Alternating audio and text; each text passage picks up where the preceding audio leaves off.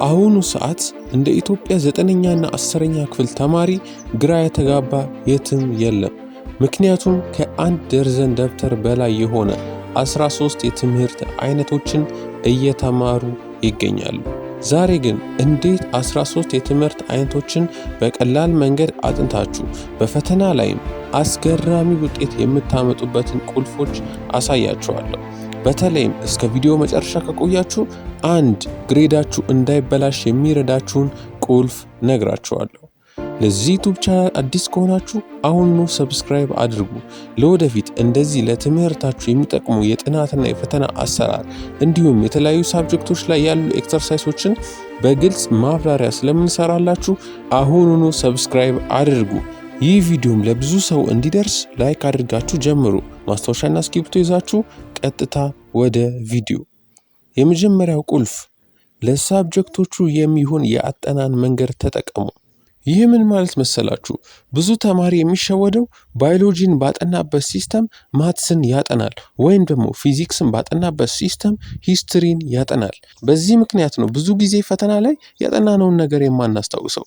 ሁሉም ሳብጀክቶች የራሱ የሆነ የአጠናን ሲስተም አለው። ሁሉንም ሳብጀክት ደግሞ እንዴት እንደምታጠኑ በዚህ ቻናል ላይ ቪዲዮ ሰርተን ለቀንላችኋል። እንዲሁም ሁሉም ሳብጀክት ላይ ያሉ ዩኒቶች ላይ ቤዝድ ሆነን የተለያዩ ጥያቄዎችን በቴሌግራም ቻናላችን ላይ እየለቀቅን ስለሆነ ብዙ ተማሪዎችም እየሰሩ ስለሚገኙ የቴሌግራም ቻናላችን ጆይን ያላደረጋችሁ አሁኑኑ ጆይን አድርጉ። ቻናሉን ዲስክሪፕሽን ቦክስ ላይ ወይም ቴሌግራም ላይ ኤንቢ ቲዩቶሪያል ሰርቪስ ብላችሁ ሰርች ብታደርጉ ታገኙታላችሁ።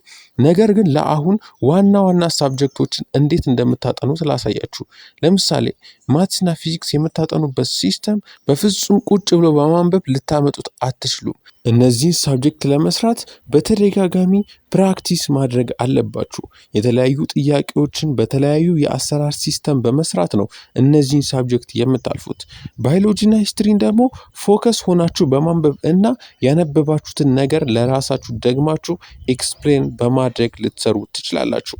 እንዲሁም የሁሉንም ሳብጀክቶች የአጠናን ሲስተሞች ዲቴል ለመረዳት ይህ በስክሪኑ ላይ የምታዩትን ቪዲዮ በቻናሉ ላይ ገብታችሁ በመመልከት ሁሉንም ሳብጀክቶች እንዴት እንደምታጠኑ መረዳት ትችላላችሁ። ሁለተኛው ቁልፍ በፖሞዶሮ ቴክኒክ አጥኑ። ይህን ነገር ብዙ ጊዜ ተናግሬዋለሁ። አሁንም ደግሜ የምናገረው ዋና ነገር ስለሆነ ነው። ብዙ ሰው ብዙ ሰዓት ቁጭ ብሎ ያጥናና ፈተና ላይ ግን አይሰራም። የዚህ ምክንያት ደግሞ አይምሯችን የሚሰራበትን ሲስተም አውቆ ባለማጥናት ነው። አይምሯችን ፍላሽ አይደለም በአንዴ ሁሉንም ነገር ሲጫንበት የሚቀበለው። ስለዚህ እኛ አይምሯችን ላይ በምንፈልገው ሳይሆን አይምሯችን በሚቀበልበት መንገድ ነው ማጥናት ያለብን። ይህ ማለት 25 ደቂቃ ካጠናን በኋላ 5 ደቂቃ እረፍት መውሰድ፣ ድጋሜ 25 ደቂቃ ካጠናን በኋላ 5 ደቂቃ እረፍት መውሰድ። ይህንን ሲስተም ደግሞ 4 ጊዜ ካደረጋችሁት በኋላ ከ15 እስከ 30 ደቂቃ የሚደርስ እረፍትን መውሰድ። ከዚያ ወደ ፖሞዶሮ ቴክኒክ ተመልሳችሁ ማጥናት ማለት ነው። የተለያዩ ጥናቶች እንደሚያሳዩት በዚህ ሲስተም ማጥናት ያጠናነውን ነገር የምናስታውስበትን የጊዜ መጠን እንደሚረዝምና ፎከስ ሆነን ደግሞ ካጠናነው እንደማይጠፋብን ይናገራሉ። 13ቱን ሳብጀክቶች ስታጠኑ በዚህ በፖሞዶሮ ቴክኒክ ላይ ቤዝድ ሆናችሁ አጥኑ። ሶስተኛው ቁልፍ አስተማሪያችሁ የሚያስረዳበትን መንገድ ያዙት። አስተማሪያችሁ በትንሽም ሆነ በትልቅ የሆነ ነገር አውቆ እያስረዳችሁ ይሆናል።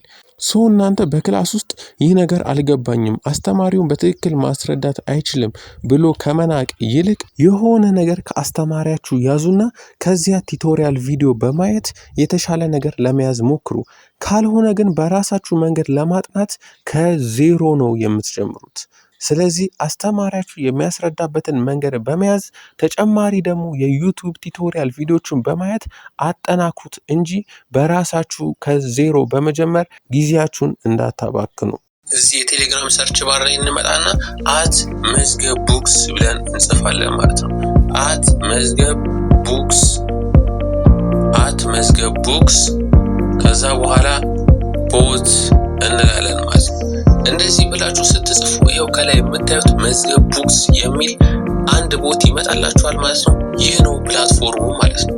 እዚህ ጋር ስትገቡ እኔ ስታርት ብዬ ተጠቀምኩበት ስለሆነ ይኸው እዚህ ጋር ስታርት ብዬዋለሁ። እናንተም ስታርት ስሉትና እዚህ ጋር ኦፕን የሚለው በተን አለ። ያቺ ኦፕን በተን ትነኳታላችሁ። ከዚያ በኋላ ያንን ኦፕን በተን ከነካችሁት በኋላ እንደዚህ አይነት ፔጅ ያመጣላችኋል ማለት ነው። ይኸው እንደምታዩት እንዳለ መጽሐፎቹ በአንድ ቦት ላይ ተጠቃለው ታገኙታላችሁ ማለት ነው። እዚህ ጋር እንደምታዩት የግሬድ 12፣ የግሬድ 11፣ የግሬድ 10፣ የግሬድ 9፣ የግሬድ 6፣ የግሬድ 5፣ የግሬድ 4 መጽሐፎች እንዳለ ተለቀዋል ማለት ነው። ሌሎች ደግሞ በቅርብ ጊዜ የሚለቀቁ የግሬድ 1፣ የግሬድ 2፣ የግሬድ 3፣ የግሬድ 7፣ የግሬድ 8 መጽሐፎች በቅርብ ጊዜ ይለቀቃሉ ማለት ነው። ስለዚህ ይህንን ቦት ለጓደኞቻችሁ ሼር እያደረጋችሁ ተጠቀሙበት። አራተኛው ቁልፍ በጣም ለትምህርታችሁ የሚጠቅማችሁ ነገር ለትምህርታችሁ በሚጠቅም ሰርክል ውስጥ ሁኑ። ይህ ምን ማለት መሰላችሁ? ትምህርታችሁ የሚፈልገው ሰርክል አለ። ለምሳሌ አዳሪ ትምህርት ቤት ያሉ ተማሪዎች ለምን በጣም የሚገርም ነጥብ የሚያመጡ ይመስላችኋል? ምክንያቱም ለትምህርት በሚመች ሰርክል ውስጥ ነው ያሉት። ይማራሉ፣ ያጠናሉ።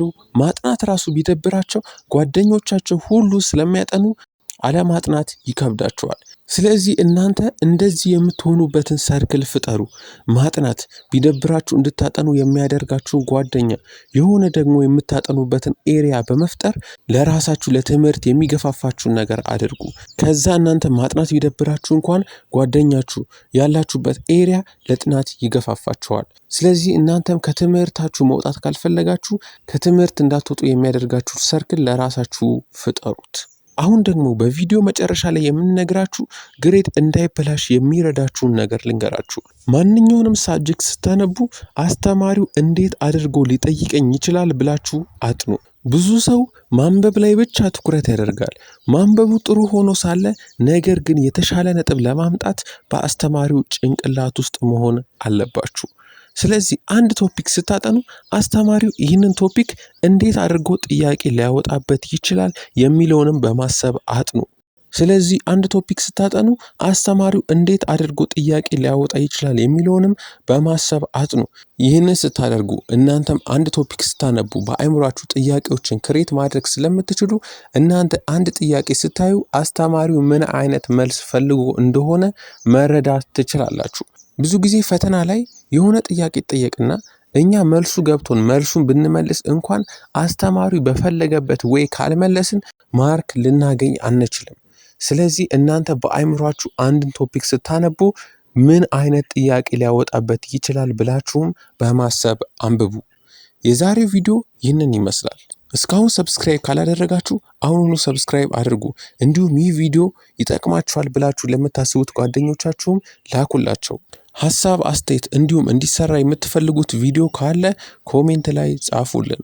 እንዲሁም በማትስና በፊዚክስ ላይ ነጥባችሁ እየተበላሸባችሁ ከተቸገራችሁ አሁን በስክሪኑ ላይ የምትመለከቱትን ቪዲዮ በመንካት ነጥባችሁን ማሻሻል ትችላላችሁ። በቀጣይ ቪዲዮ እስከምንገናኝ ድረስ ደህና ሁኑ።